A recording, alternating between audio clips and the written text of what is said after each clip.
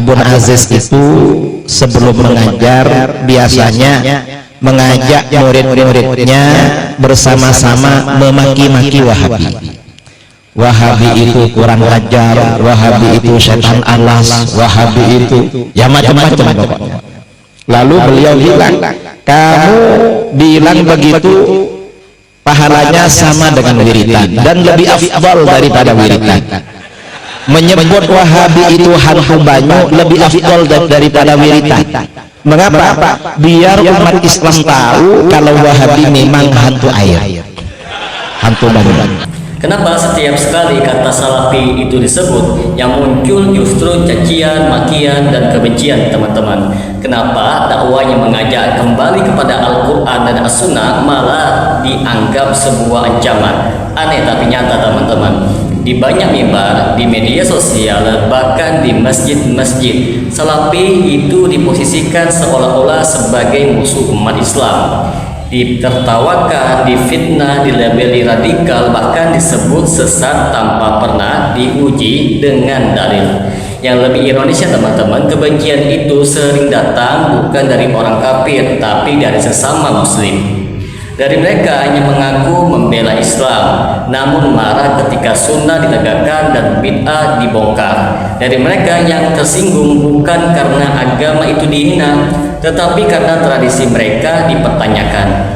Salafi tidak mengajak kepada pemberontakan, teman-teman, tidak mengajak kepada kekacauan, dan tidak membawa agama yang baru. Salafi hanya bertanya satu hal yang sederhana, tetapi mematikan bagi banyak kepalsuan. Mana dalilnya? Pertanyaan ini cukup untuk mengguncang mimbar, meruntuhkan kultus tokoh, dan membongkar amalan yang selama ini dianggap suci padahal kosong dari tuntunan Nabi SAW.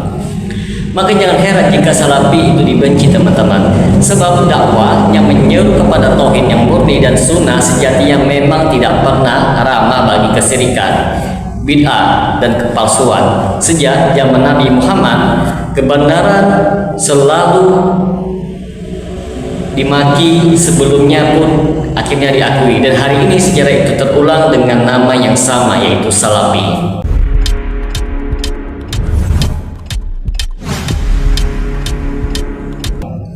Assalamualaikum warahmatullahi wabarakatuh. Berjumpa lagi dengan saya Rio Mulyadi di channel Manhaj Dakwah. Pada episode kali ini kita akan membahas kenapa salafi itu dibenci dan dimaki orang banyak. Siapa Wahabi? Merusak makam ulama. Siapa pendiri Wahabi? Muhammad bin Abdul Wahhab. Kepada siapa si Abdul Wahhab ini berguru? Kepada orang Yahudi. Jangan pun bedah kitab, bedah langit siap gufron. Fenomena kebencian terhadap salafi sebenarnya bukan hal yang baru, teman-teman. Di banyak tempat, ketika dakwah salafi itu muncul dan berkembang, hampir selalu diiringi dengan penolakan, cercaan, tuduhan, bahkan makian. Bagi orang-orang yang belum memahami akar masalahnya, seolah-olah salafi memang kelompok yang bermasalah, teman-teman. Padahal jika ditelusuri lebih mendalam, kebencian itu lahir dari banyak faktor yang selalu bertumpuk, bukan karena salafi membawa ajaran yang aneh atau agama yang baru. Nah, salah satu sebab utama salafi itu dibenci adalah karena dakwah salafi itu merusak zona yang nyaman. Banyak orang yang sudah lama hidup dengan tradisi keagamaan tertentu, amalan turun-temurun, ritual yang dianggap sakral, dan tokoh-tokoh yang tidak boleh dikritik.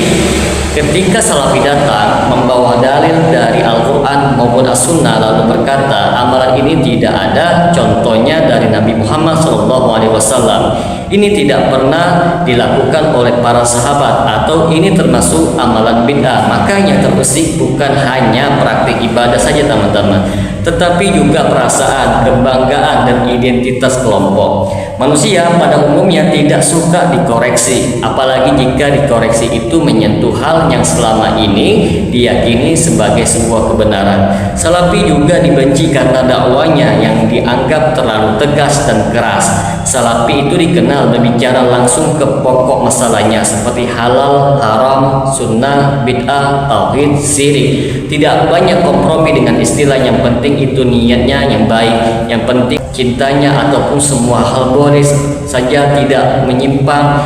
Sebagian orang gaya ini terasa menusuk, menyakitkan dan dianggap tidak beradab.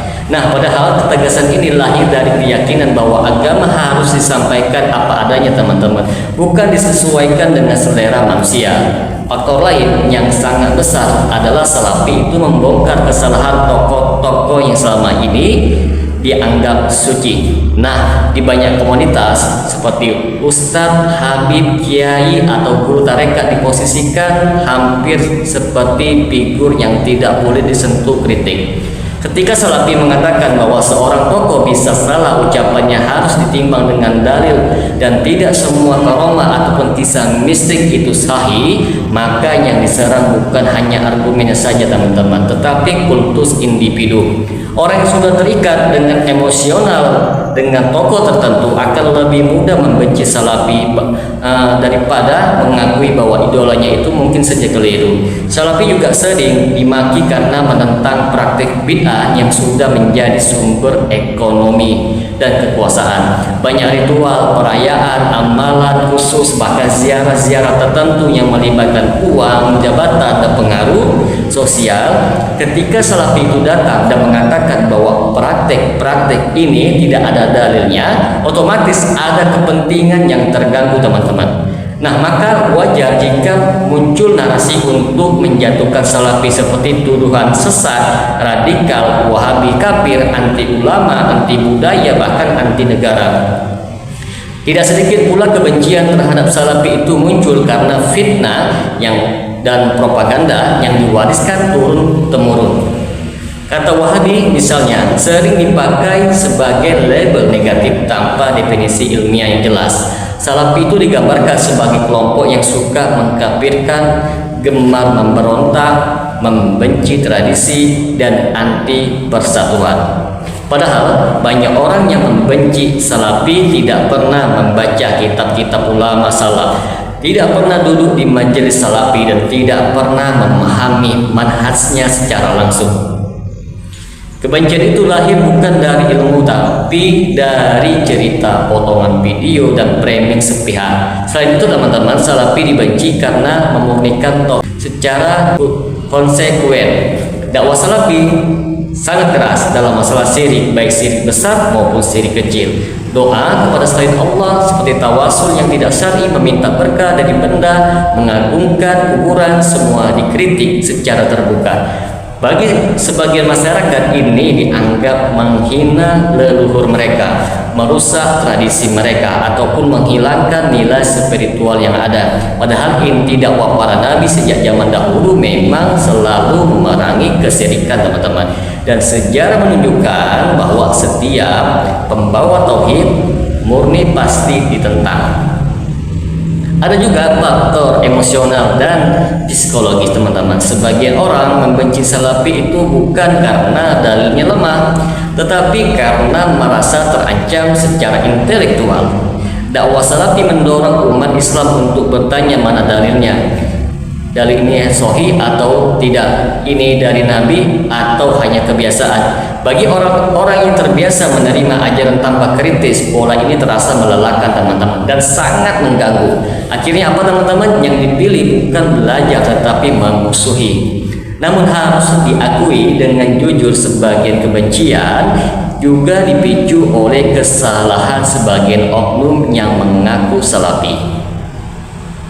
Ada yang berdakwah dengan kasar, merendahkan orang lain, mungkin sangat memponis atau tidak bijak dalam menyampaikan kebenaran. Kesalahan individu ini lalu digeneralisasi seolah-olah itulah wajah Salafi secara keseluruhan. Padahal manhaj salaf sendiri mengajarkan hikmah, keadilan, dan adab dalam berdakwah, meskipun secara tetap tegas dalam prinsipnya. Yang menarik, kebencian terhadap Salafi justru menjadi bukti bahwa dakwah ini menyentuh titik-titik sensitif umat. Jika Salafi tidak berpengaruh, tentu tidak akan dimusuhi. Jika dakwah Salafi tidak mengguncang kebiasaan lama, tentu tidak akan ditolak dengan keras. Dalam sejarah Islam, para pembawa sunnah dan pembasmi bid'ah hampir selalu menjadi kelompok minoritas yang dicerca terlebih dahulu sebelum diterima. Pada akhirnya teman-teman, Salafi itu dibenci bukan karena mengajarkan keburukan, tetapi karena menolak kompromi dalam agama, mengajak kembali kepada sumber asli Islam yaitu Al-Quran dan Sunnah, dan membongkar kesalahan yang sudah dianggap sebagai kebenaran. Bagi orang yang ikhlas mencari kebenaran, dakwah Salafi terasa menyadarkan. Namun bagi orang yang lebih mencintai tradisi, tokoh, dan kenyamanan, dakwah ini terasa sangat menyakitkan. Ini sudah sunatullah teman-teman dalam berdakwah khususnya. Kebenaran tidak selalu disambut dengan tepuk tangan, bahkan sering sekali justru disambut dengan cacian. Dan selama Salafi tetap berpegang kepada Al-Quran maupun As-Sunnah dan pemahaman para sahabat, kebencian manusia tidak akan mengubah nilai kebenaran itu sedikit pun. Semoga dengan sedikit penjelasan ini dapat memberikan manfaat bagi teman-teman sekalian. Dan apabila channel ini dapat memberikan manfaat bagi teman-teman sekalian, silakan like, subscribe, dan share. Semoga bermanfaat. Assalamualaikum warahmatullahi wabarakatuh.